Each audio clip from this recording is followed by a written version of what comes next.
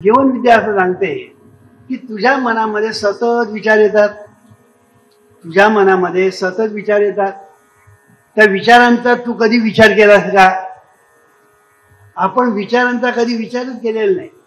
पण विचारांचा तू जरी विचार केला नाही तरी विचार मात्र तुझा विचार करतात आणि त्या विचारांना जे पाहिजे ते घडवून आणतात. हे तुला कळत नाही. इथे सगळी ज्ञानबाची मेघ आहे. सगळं जी ज्ञानबाची मेघ आहे ते इथे आहे. म्हणून विचारांचं जे महत्व आहे ते जर तुम्हाला समजलं तर विचार हे सर्वस्व आहे हे तुमच्या लक्षात येईल. All your experiences, conditions, events and acts are the reactions of your subconscious mind to your thoughts. म्हणजे लक्षात घ्या की तुमचे जे विचार आहेत त्या विचारांना ज्या प्रतिक्रिया मिळत असतात त्या प्रतिक्रिया म्हणजेच आपलं जीवन आहे. आपलं जीवन म्हणजे काय? ऑल युअर एक्सपिरियन्सेस, म्हणजे तुम्हाला जीवनामध्ये जेवढे अनुभव येतात. ऑल युअर कंडिशन्स म्हणजे तुमची परिस्थिती. All your experience condition events म्हणजे तुमच्या जीवनामध्ये ज्या घटना घडतात आणि तुम्ही जे काही करता ते तुमचे विचारांच्या प्रतिक्रिया असतात. हे तुमच्या जेव्हा ध्यानात येईल तेव्हा विचार किती महत्वाचा आहे हे तुमच्या लक्षात येईल. आणि म्हणून विचारांचा विचार करायला शिका. विचार ही सुद्धा अत्यंत महत्वाची गोष्ट आहे. इतकंच नव्हे तर जीवनविद्येने एक अद्भुत असा सिद्धांत मांडला. First there was a thought and thought was God. असा जीवनविद्येने सिद्धांत मांडला की पहिला विचार आणि मग बाकीचं सर्व, मग बाकीचं सर्व. आणि म्हणून हा जो विचार आहे या विचाराला आपण धरायला शिकलं पाहिजे. या विचाराला आपण पाहायला शिकलं पाहिजे. या विचारांना आपण वाकवायला शिकलं पाहिजे आणि या विचारांना आपण वळवायला शिकलं पाहिजे. पण हे आपण कधी करू शकतो की विचारांना तुम्ही प्रथम पाहायला लागा. विचारांना आपण पाहू शकत नाही कारण विचार अदृश्य आहेत. पण विचारांना जरी आपण पाहू शकलो नाही तरी आपल्या ठिकाणी जो एक तिसरा डोळा आहे ना, ज्याला आपण ज्ञानचक्षु म्हणतो, त्या ज्ञानचक्षुला हे विचार दिसतात. की जसं आपल्याला हे जग दिसतं ना तसे विचार आपल्याला स्पष्ट दिसतात ज्ञानचक्षुला. आणि म्हणून ही जे हा जो ज्ञानचक्षु आहे हा एक महत्वाचा आहे. हा ज्ञानचक्षु महत्वाचा आहे. सद्गुरू काय करतात? हा ज्ञानचक्षुचा जो डोळा आहे ना तो जो आज बंद आहे ना तो उघडवतात. बाकी काही करत नाही. एवढंच करतात, बाकी काही करत नाही. तो डोळा एकदा उघडला ना की मगाशी त्याने म्हटलं दृष्टी, तुमची दृष्टीच बदलते. मी नेहमी सांगत असतो की जीवन आणि मरण याच्यामध्ये अंतर आहे ते फक्त एका श्वासाचं. तर संसार आणि परमार्थ याच्यामध्ये अंतर आहे ते फक्त एका दृष्टीचं. एवढं जरी तुम्हाला समजलं ना की ही जी दृष्टी आहे ना ही दृष्टी महत्वाची आहे. म्हणून बरे पाहता, बघा समर्थ रामदास स्वामी सांगतात की रामदास स्वामी असं म्हणतात की जनी न दिसे ते तू पाहायला शिक. कारण की नाही, दिसे ना जनी तेची शोधून पाहे, बरे पाहता गुज तेथेची आहे असं वाटतं. म्हणजे ज्याला आपण गुज म्हणतो ते गुज तू जिथे पाहतो आहे ना तिथेच आहे ते. पण ते तुला दिसत नाही. ते पाहायचं कसं आहे कळत नाही. ते ओळखायचं कसं आहे कळत नाही. पण तुला साधारणपणे एक गोष्ट कळते आहे की विचार तुझ्या ठिकाणी आणतात. म्हणून एक इंग्लिश फिलॉसॉफर असं म्हणतो, ऑरिलियस नावाचा एक इंग्लिश फिलॉसॉफर, तो असं म्हणतो, man is nothing but a bundle of thoughts. बघा, man is nothing but a bundle of thoughts. म्हणजे विचारांचा जुळगा म्हणजे माणूस. बघा, इमर्सन नावाचा फिलॉसॉफर असं म्हणतो, man is what he thinks all day long. तो दिवसभर जे काही चिंतन करतो ना ते म्हणजे माणूस असं त्याने म्हटलेलं आहे. म्हणजे सांगायचा मुद्दा असा की या विचारांचं महत्व किती आहे की हे विचार तुमच्या जीवनाला आकार देतात. हे विचार तुमचं नशीब घडवतात, हे विचार तुमचं जीवन घडवतात. आणि आपण ज्याला नशीब नशीब म्हणतो, प्रारब्ध वगैरे वगैरे जे आहे, ते सगळं जे आहे ना, त्याचा संबंध आपल्या विचारांशी प्रथम येतो आणि मग बाकीच्या गोष्टी निघतात. म्हणून विचार हा ईश्वर आहे. आता या विचारामध्ये एवढी शक्ती येते कुठून? आपण म्हणतो विचार शक्ती, असं आपण म्हणतो. ही विचार शक्ती येते कुठून? विचारामध्ये शक्ती येते कुठून?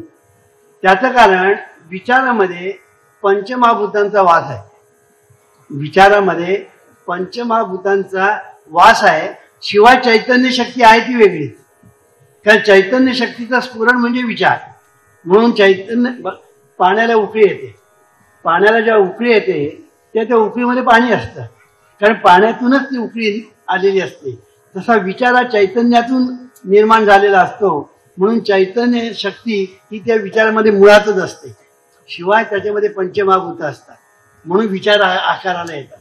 ही पंचमहाभूत कशी असतात? तर आपण विचार करतो त्यावेळेला विचार करण्यासाठी जो एक अवकाश असतो, तो अवकाश म्हणजे आकाश तत्व. विचार हा स्फुरत असतो. तो स्फुरणाचा जो स्वभाव आहे ते वायू तत्व. विचारामध्ये जी शक्ती आहे ते विचारामध्ये असणारं तेज तत्व. विचारामध्ये जी वाहण्याची जी गती आहे ते आहे जलतत्व. आणि विचार आकाराला येतो ते आहे पृथ्वी तत्व. आणि म्हणून mind moves from thought to thing, असं एके ठिकाणी डॉक्टर मर्फी म्हणतात. ते सार्थ आणि यथार्थ आहे. Mind moves from thought to thing, की विचाराकडून सरकत सरकत सरकत विचार साकार होतो. म्हणून विचार चांगले करायला शिका, असं जीवनविद्या सांगते. तरुण पिढीने हा सिद्धांत जीवनविद्येचा लक्षात ठेवलं पाहिजे की आपण विचार काय करतो.